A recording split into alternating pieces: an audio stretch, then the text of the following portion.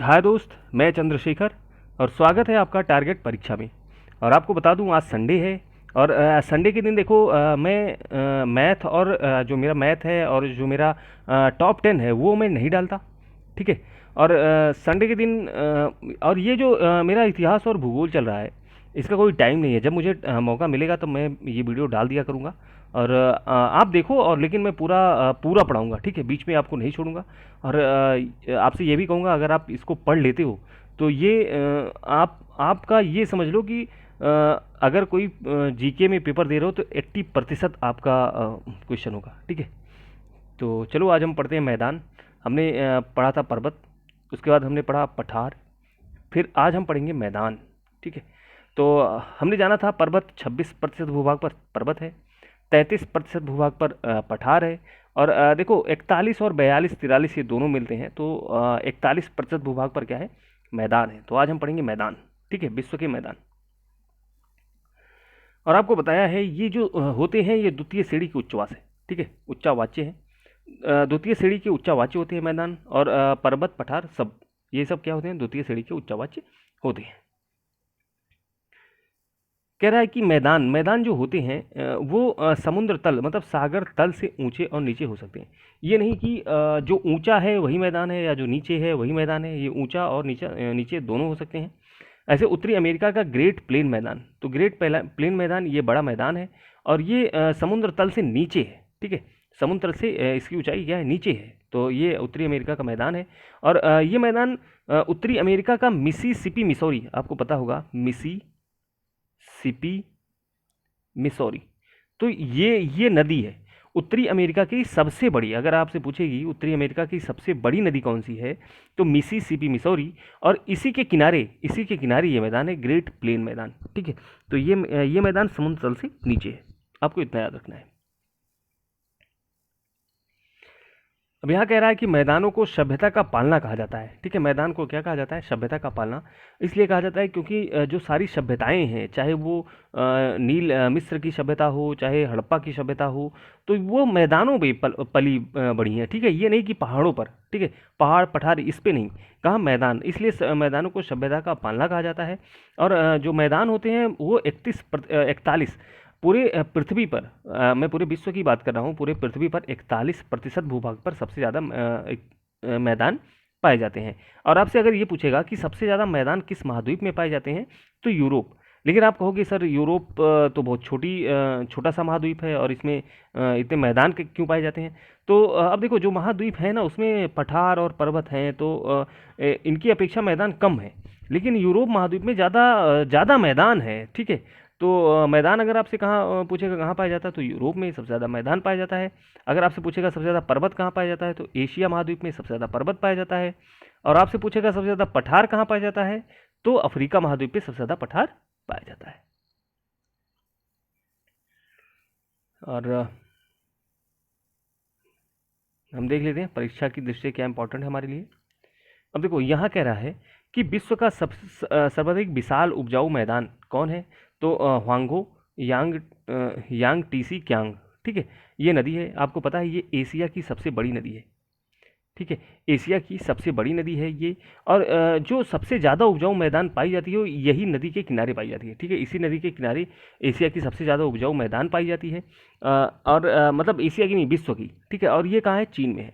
तो अगर आपसे पूछेगा विश्व की सबसे उपजाऊ मैदान कहाँ है, तो चीन में है। और लेकिन अगर ये पूछेगा ना कि सबसे ज़्यादा उपजाऊ मैदान कहाँ है, किसके पास है, तो भारत। सबसे ज़्यादा उपजाऊ मैदान भारत के पास है, लेकिन जो सबसे ज़्यादा उपजाऊ है, ठीक, वो मैदान जो सबसे ज़्यादा उपजाऊ है वो इसी नदी के किनारे पे इसी नदी के किनारे है, जो चीन में है। शायद आप समझ पाए होंगे, क्षेत्रफल की दृष्टि से सबसे ज़्यादा तो भारत के पास है, लेकिन एक होता है ना कि यहाँ की मिट्टी बहुत ज़्यादा उपजाऊ है, तो वो चीन है। वहाँ की थोड़ी सी मिट्टी है जो बहुत ज़्यादा उपजाऊ है। राइट। फिर ग्रेट प्लेन किन नदियों के निर्माण से होता है, आपको बताया मिसिसिपी मिसौरी है जो उत्तरी अमेरिका की सबसे बड़ी नदी है। ठीक है, ये ग्रेट प्लेन मैदान बनाती है। और ये जो मिसिसिपी मिसौरी है ना, ये पंजाकार डेल्टा बनाती है।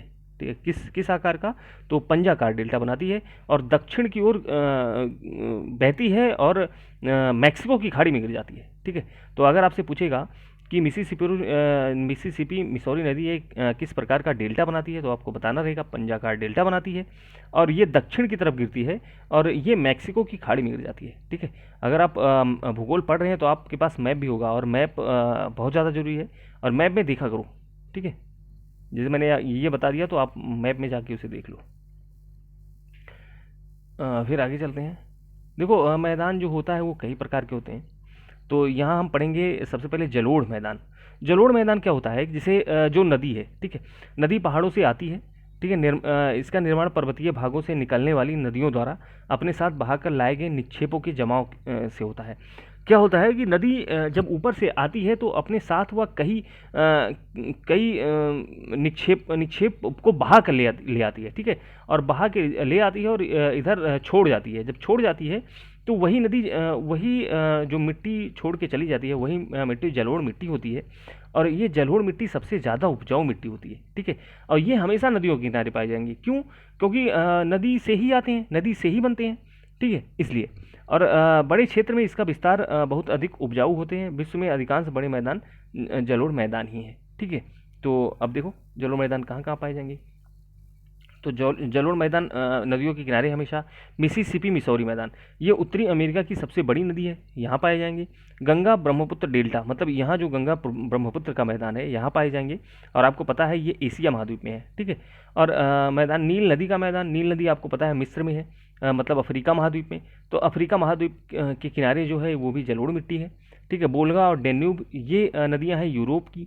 तो यहाँ भी क्या पाई जाएंगी, यहाँ पे जलोढ़ मिट्टी पाई जाएंगी। यांग टैंग टीसी ये मतलब एशिया की सबसे बड़ी नदी है। ठीक है, तो इन सब के किनारे जो है वो जलोढ़ मिट्टी पाई जाती है। आगे हम देख लेते हैं। फिर आगे क्या है, लावा मैदान। ठीक है, लावा मैदान क्या होता है। लावा मैदान आपको पता है ज्वालामुखी उद्गार से जो मैदान बनता है उसे लावा मैदान कहा जाता है।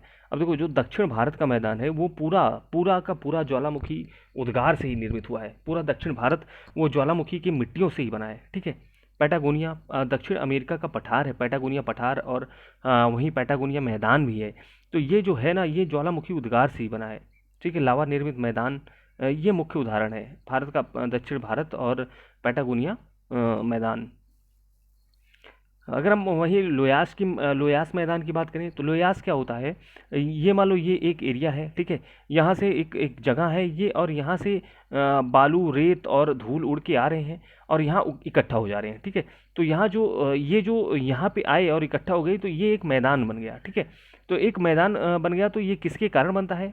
अब देखो ये पवन के अपर्दन कार्यों से किसी स्थान पर उनके साथ उड़ाकर लाएगी बालू रेत आदि के निक्षेपण से होता है। ठीक है, तो ये जो लोयास का मैदान है ये सबसे ज़्यादा चीन में है। ठीक है, कहाँ है, चीन में। एक बड़ा सा लोयास का मैदान अगर आपसे पूछ लेगा कहाँ है तो चीन में है। इसका सबसे बड़ा प्रमाण चीन में मिलता है।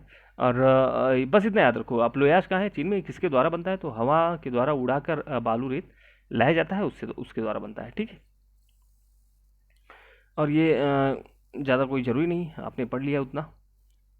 ठीक है, अगर हम यही बात करें कि हिमालय पर्वत के पास से देखो दो प्रकार के होते हैं, खादर और बांगर। ठीक है, तो ऐसे याद रखो, बांगर और खादर। ये जो जलोढ़ मिट्टी होती है तो जलोढ़ मिट्टी ये जो बहा के ले आती है वो दो भाग में उसको बांटे गए हैं, एक बांगर होता है और एक खादर। बांगर क्या होता है, बांगर सबसे ये पुरानी जलोढ़ मिट्टी पुरानी जलोढ़ मिट्टी होती है। बांगर पुरानी मिट्टी होती है, और ये पुरानी मिट्टी होती है, और खादर नई मिट्टी होती है। ठीक है, अभी जो हाल में ही जल्दी से बह के रहा है वो नई मिट्टी होती है, लेकिन सबसे ज़्यादा उपजाऊ होती है खादर। तो आपसे अगर पूछेगा सबसे ज़्यादा उपजाऊ कौन सी होती है, उपजाऊ, तो सबसे ज़्यादा उपजाऊ कौन सी होती है तो खादर। बस दो चीज़ें आप याद रखो कि जलोढ़ मिट्टी का निर्माण बांगर और खादर होता है। बांगर पुरानी मिट्टी को बांगर कहते हैं, नई मिट्टी को खादर कहा जाता है, और सबसे ज़्यादा उपजाऊ जो होता है वो खादर होता है। तो अगर पूछता है ना कि बांगर और खादर में सबसे ज़्यादा उपजाऊ कौन होता है तो खादर। ठीक है, ये यहाँ पे है कि यहाँ बांगर की अपेक्षा खादर अधिक उपजाऊ होती है। ठीक है, तो ये था बस दोस्त। अब हम आगे वाला पढ़ेंगे। अब हमको शायद झील पढ़ना है। ठीक है, तो विश्व के भूगोल में जो अगला चैप्टर होगा वो हम पढ़ेंगे। तब तक आप तैयारी करो और अपनी अच्छे से पढ़ाई करो। Thank you.